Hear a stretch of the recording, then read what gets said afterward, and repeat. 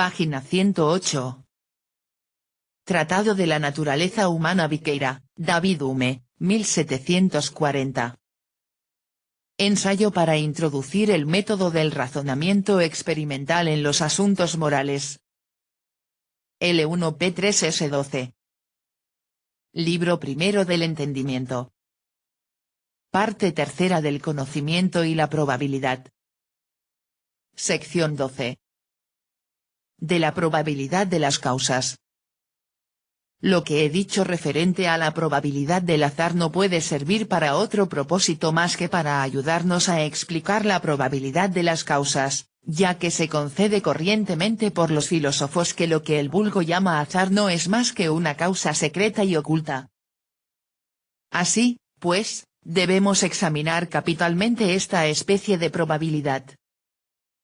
La probabilidad de las causas es de varios géneros, pero todas se derivan del mismo origen, a saber, asociación de ideas con la impresión presente.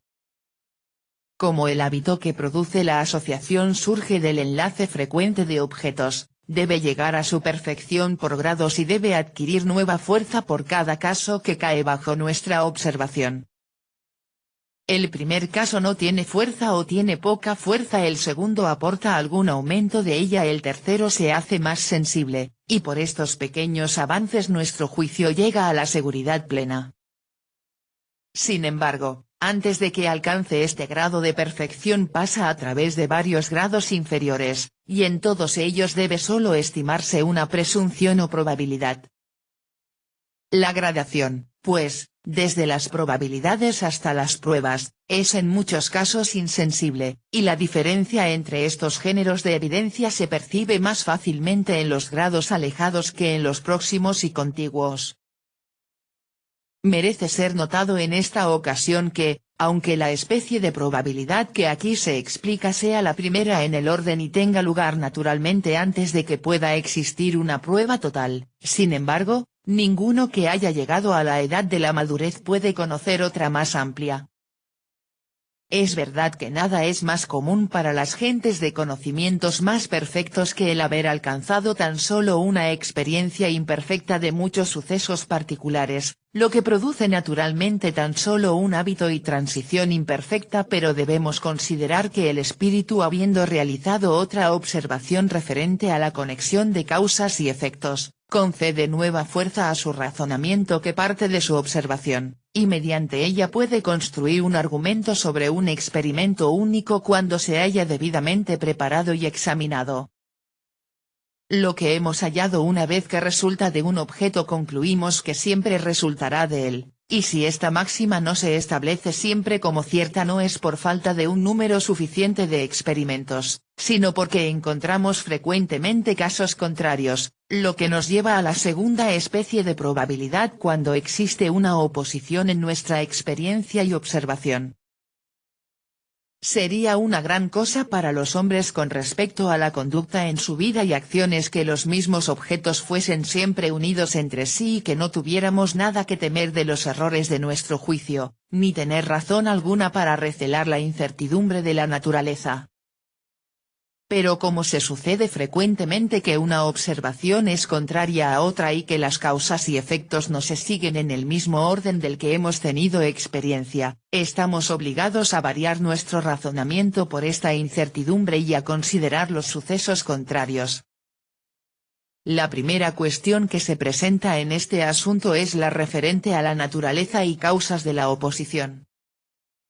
El vulgo, que juzga de las cosas por su primera apariencia, atribuye la incertidumbre de los sucesos a una incertidumbre análoga en las causas, que las hace no ejercer su influencia usual, aunque no hayan obstáculo ni impedimento en su actuación.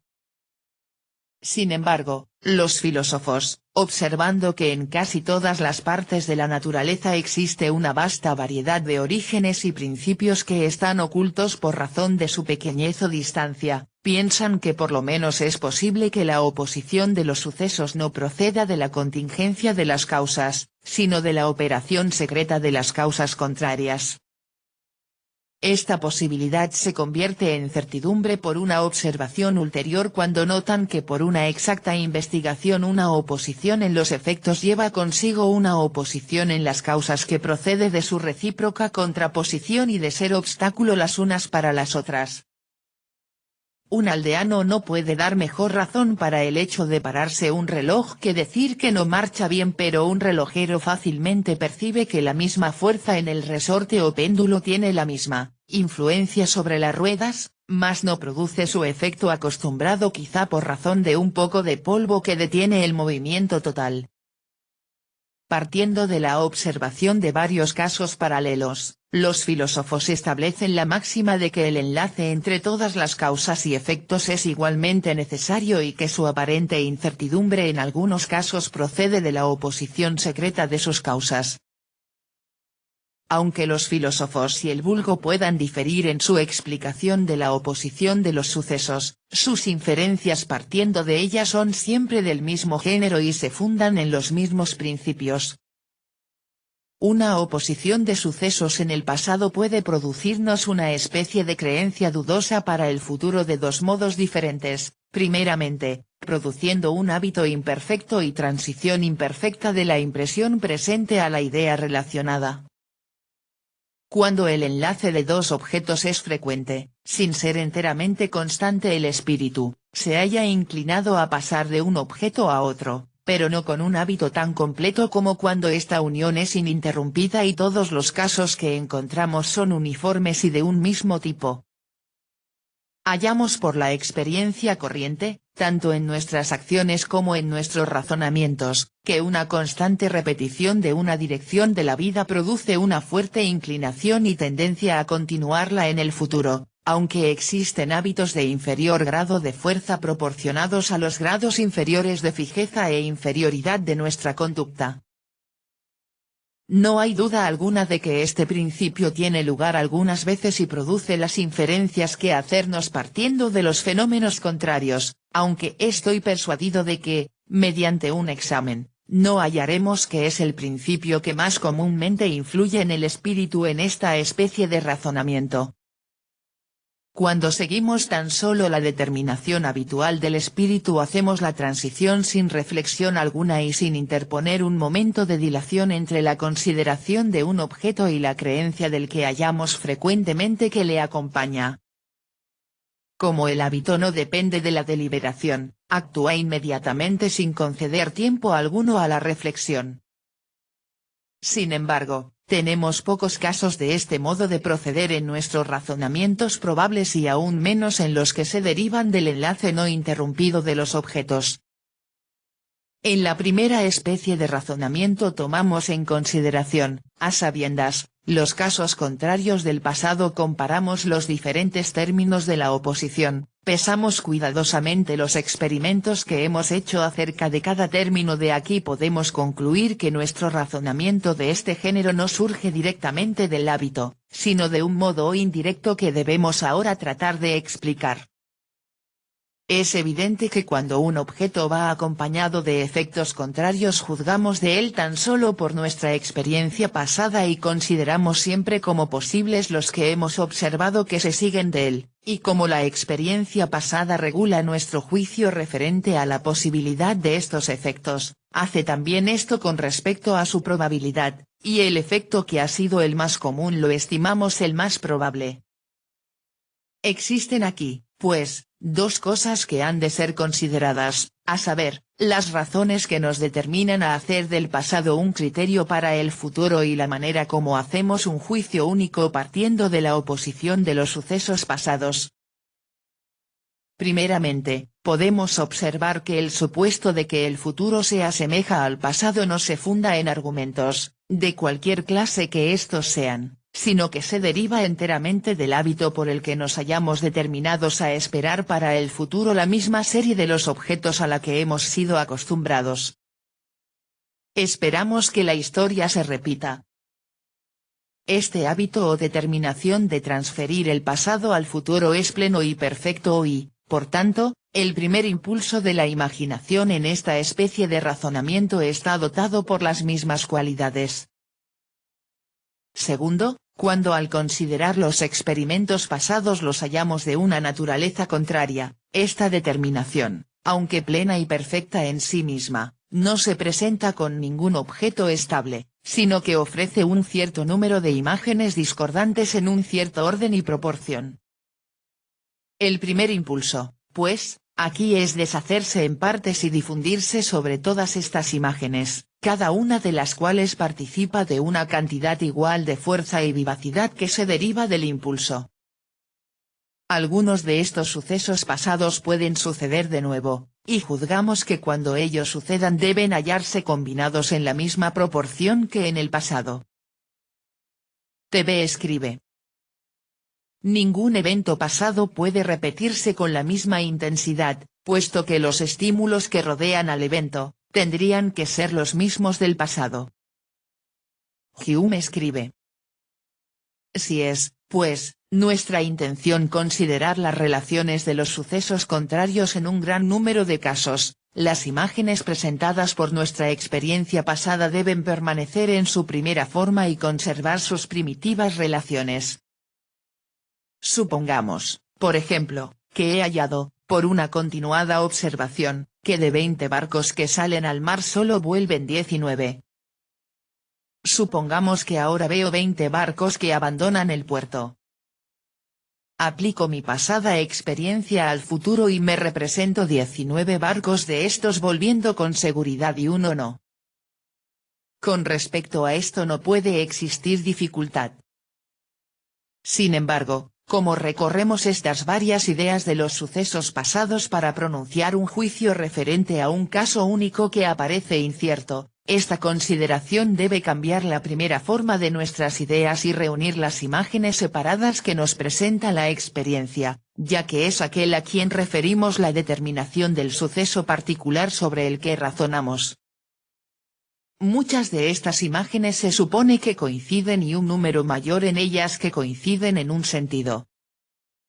Estas imágenes concordantes se unen entre sí y hacen a la idea más fuerte y vivaz no solo que una mera ficción de la imaginación, sino también que una idea que se basa en menor número de experimentos.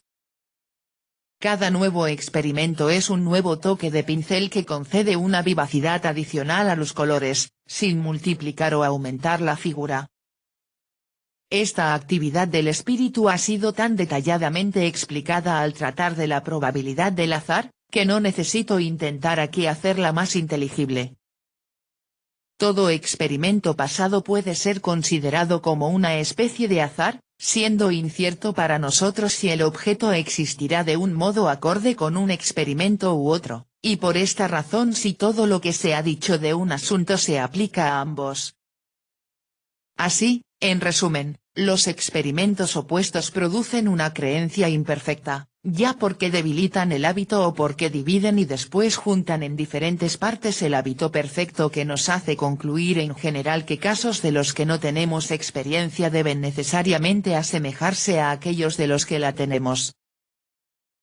Para justificar aún más esta explicación de la segunda especie de la probabilidad, cuando razonamos con conocimiento y reflexión, partiendo de la consideración de experimentos contrarios pasados, debo proponer las siguientes consideraciones sin temor de molestar por el aire de sutilidad que las acompaña. El razonamiento exacto puede quizá conservar su fuerza, aunque sea sutil, de igual modo que la materia conserva su solidez en el aire, fuego y espíritus animales, lo mismo que en las formas más grandes y más perceptibles. Primeramente, podemos observar que no existe una probabilidad tan grande que no permita la posibilidad de lo contrario, porque de otro modo cesaría de ser una probabilidad y se convertiría en certidumbre. Esta probabilidad de las causas, que es más extensa y que al presente examinamos, depende de una oposición de los experimentos, y es evidente que un experimento en el pasado prueba por lo menos una posibilidad para el futuro. Segundo, las partes componentes de esta posibilidad y probabilidad son de la misma naturaleza y difieren en número solamente, pero no en género. Se ha observado que todos los azares únicos son enteramente iguales y que la sola circunstancia que puede conceder a un suceso que es contingente una superioridad sobre otro es un número superior de posibilidades. De igual manera, como la incertidumbre de las causas se descubre por la experiencia que nos presenta una visión de los sucesos contrarios, es claro que cuando aplicamos el pasado al futuro, lo conocido a lo desconocido, cada experimento pasado tiene el mismo peso y que solo un número superior de ellos puede inclinar la balanza en un sentido. La posibilidad, pues, que entra en todo razonamiento de este género se compone de partes que son de la misma naturaleza las unas que las otras y con las que se constituye la probabilidad opuesta. Tercero, podemos establecer como una máxima cierta que en todo fenómeno moral y natural, siempre que una causa consiste en un número de partes y el efecto aumenta o disminuye según la variación de este número, el efecto, propiamente hablando, es un compuesto y surge de la unión de varios efectos que surgen de cada parte de la causa. TV escribe. Todo efecto, viene a ser entonces multifactorial. Y puede suceder que aun cuando vemos el efecto como repetitivo, entre uno y otro, hay pequeñas diferencias que no percibimos debido a nuestra sensibilidad alternante. Hume escribe. Así, por aumentar o disminuir la gravedad de un cuerpo con el aumento o disminución de sus partes, concluimos que cada parte contiene esta cualidad y contribuye a la gravedad del todo. La ausencia o presencia de una parte de la causa va acompañada por la de una parte proporcional del efecto. Esta conexión o enlace constante prueba de un modo suficiente que una parte es la causa de la otra. Como la creencia que tenemos de algún suceso aumenta o disminuye según el número de azares o experimentos pasados, debe ser considerada como un efecto compuesto en el que cada parte surge de un número proporcional de casos o experimentos. Unamos estas tres observaciones y veamos qué conclusión podemos sacar de ellas. Para cada probabilidad existe una posibilidad opuesta. Esta posibilidad está compuesta de partes que son totalmente de la misma naturaleza que las de la probabilidad y, por consiguiente, tienen la misma influencia sobre la mente y entendimiento. La creencia que acompaña a la probabilidad es un efecto compuesto que está formado por la coincidencia de varios efectos que proceden de cada parte de la probabilidad. Ya que, por consiguiente, cada parte de la probabilidad contribuye a la producción de la creencia, cada parte de la posibilidad debe tener la misma influencia en el sentido opuesto siendo la naturaleza de estas partes enteramente la misma. La creencia contraria que acompaña a la posibilidad implica la consideración de un cierto objeto lo mismo que lo hace la probabilidad en una consideración opuesta. En este respecto estos dos grados de creencia son análogos. La única manera, pues, en la que el número superior de partes componentes análogas en la una puede ejercer su influencia y dominar sobre el inferior en la otra es produciendo una consideración más fuerte y más vivaz de su objeto. Cada parte presenta una consideración particular, y todas estas consideraciones, uniéndose entre sí, producen una consideración general que es más plena y más clara por el mayor número de causas o principios de que se deriva. Las partes componentes de la probabilidad y la posibilidad siendo análogas en su naturaleza deben producir efectos análogos, y la semejanza de sus efectos consiste en que cada uno de ellos presenta la consideración de un objeto particular. Sin embargo, aunque estas partes sean análogas en su naturaleza son muy diferentes en su calidad y número, y esta diferencia debe aparecer en el efecto lo mismo que la semejanza. Ahora bien, como la consideración que presenta es en ambos casos plena y entera y comprende el objeto en todas sus partes, es imposible que en este particular pueda existir alguna diferencia, y solo una vivacidad superior en la probabilidad, que surge de la coincidencia de un número superior de consideraciones, puede distinguir estos efectos. He aquí casi el mismo argumento en un diferente aspecto. todos nuestros razonamientos referentes a la probabilidad de causa se fundan en la aplicación del pasado al futuro. La aplicación de un experimento pasado al futuro es suficiente para darnos una visión del objeto, ya esté combinado este experimento con otros del mismo género, ya esté completo o opuesto a otros de género contrario. Supongamos, pues, que adquiere estas dos cualidades de oposición y combinación, no pierde por esto razón su primera facultad de presentar una visión del objeto, sino que solamente coincide con otros experimentos y se opone a otros que tienen análoga influencia.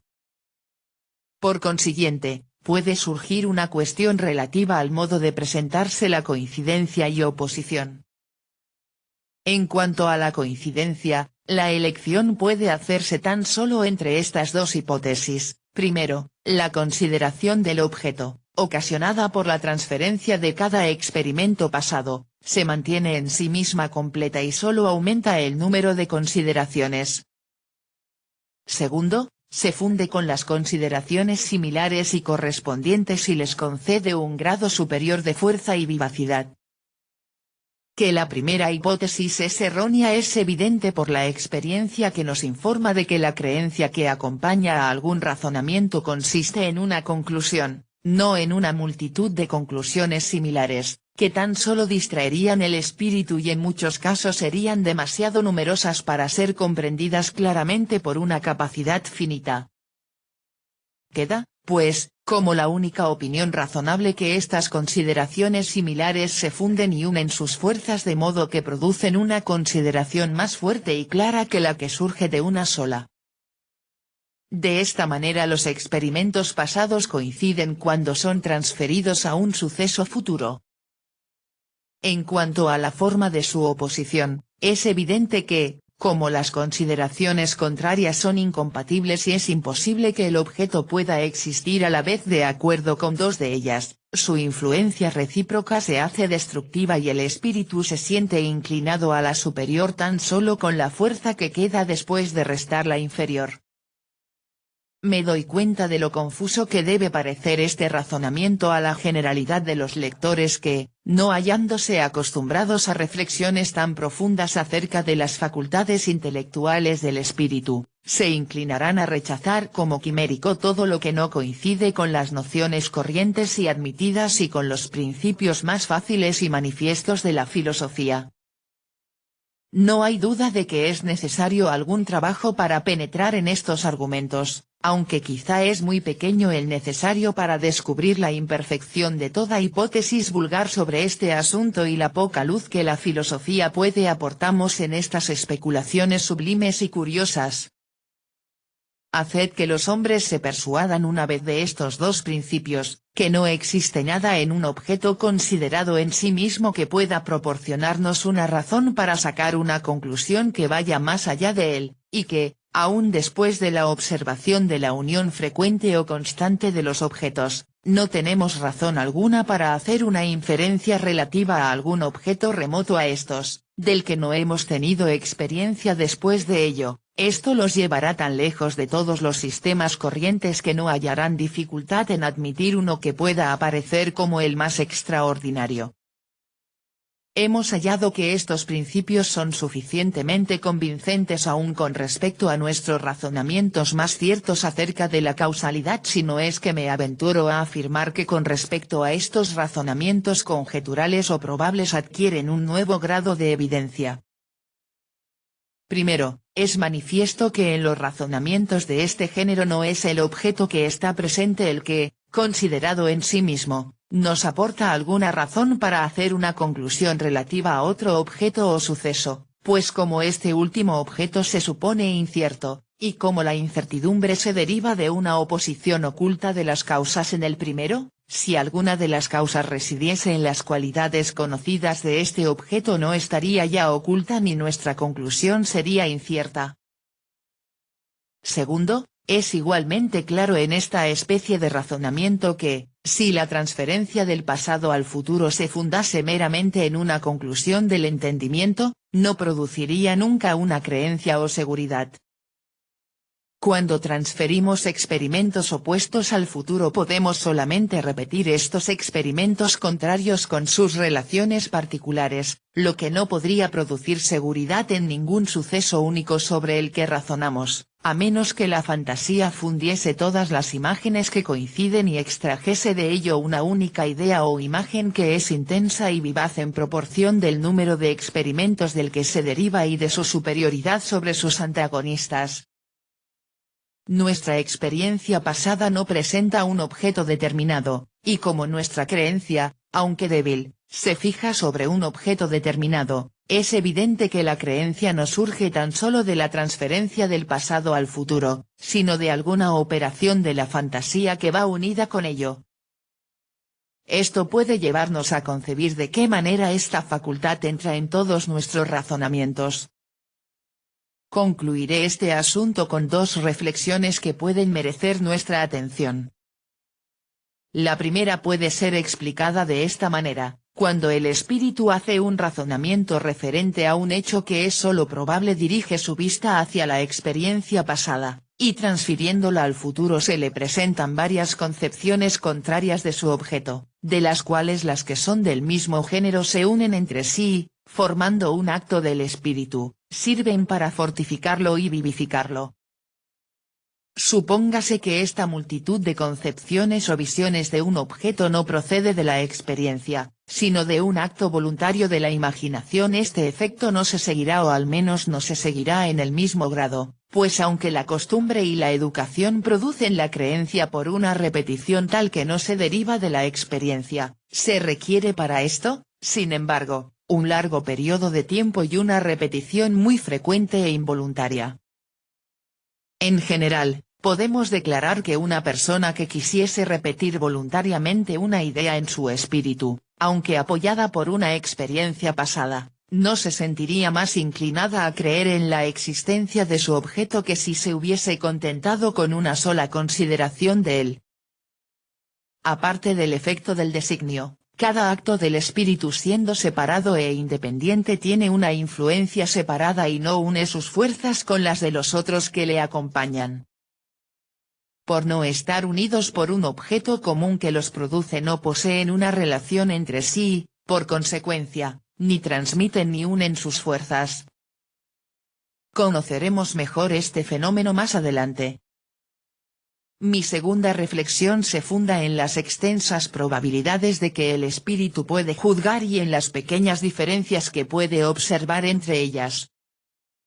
Cuando los azares o experimentos de un lado llegan a 10.000 y del otro a 10.001, el juicio da la preferencia al último en razón de esta superioridad, aunque es totalmente imposible para el espíritu recorrer cada consideración particular y distinguir la vivacidad superior de la imagen que surge del número superior cuando la diferencia es tan pequeña. Tenemos un caso paralelo en las afecciones. Es evidente, según los principios antes mencionados, que cuando un objeto produce una impresión en nosotros que varía del mismo modo que la cantidad diferente del objeto, la pasión propiamente hablando no es una emoción simple, sino compuesta de un gran número de pasiones más débiles que se derivan de la consideración de cada una de las partes del objeto, pues sería imposible de otro modo que la pasión aumentase por el aumento de aquellas partes. Así, un hombre que desea 1000 libras experimenta en realidad 1000 o más deseos que uniéndose entre sí parecen constituir tan solo una pasión, aunque la composición se revela en cada alteración del objeto por la preferencia que concede al número más grande si es superior solamente en una unidad.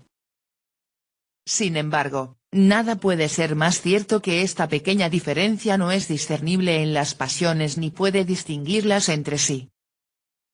La diferencia, pues, de nuestra conducta al preferir el mayor número no depende de nuestras pasiones, sino del hábito y las reglas generales. Hemos hallado en muchos casos que aumentando el número de una suma aumenta la pasión cuando los números son exactos y la diferencia sensible. El espíritu puede percibir, partiendo de su sentimiento inmediato, que 3 guineas producen una pasión más grande que 2. y aplica esto a números más grandes a causa de la semejanza, y en virtud de una regla general asigna a 200 guineas una pasión más fuerte que a 999. Explicaremos dentro de poco estas reglas generales. Aparte de estas dos especies de probabilidad, que se derivan de una experiencia imperfecta y de causas contrarias, existe una tercera que surge de la analogía y que difiere de ellas en algunas circunstancias importantes. Según la hipótesis antes explicada, todos los géneros de razonamiento relativos a causas y efectos se fundan en dos particularidades, a saber, la unión constante de dos objetos en toda experiencia pasada y la semejanza de un objeto presente con uno de ellos. El efecto de estas dos particularidades es que el objeto presente vigoriza y vivifica la imaginación, y la semejanza, juntamente con la unión constante, lleva esta fuerza y vivacidad a la idea relacionada, y, por consiguiente, decimos que prestamos a esta nuestro asentimiento o que creemos en ella. Si se debilita la unión o la semejanza, se debilita el principio de transición, y, por lo tanto, la creencia que surge de él. La vivacidad de la primera impresión no puede ser plenamente transmitida a la idea relacionada, ya sea cuando el enlace de sus objetos no es constante o cuando la impresión presente no se asemeja de un modo perfecto a alguna de aquellas cuya unión nos hayamos acostumbrados a observar. En estas probabilidades del azar y de las causas antes explicadas, la constancia de la unión es la que está disminuida. En la probabilidad derivada de la analogía tan solo la semejanza se halla afectada. Sin algún grado de semejanza, lo mismo que de unión, es imposible que exista un razonamiento, pero como la semejanza admite muchos grados diferentes, el razonamiento se hace en relación con esto más o menos firme y cierto. Un experimento pierde de su fuerza cuando se transfiere a casos que no son exactamente semejantes, aunque es evidente que puede retener aún tanta que le permita ser el fundamento de la probabilidad mientras queda aún alguna semejanza. Página 115.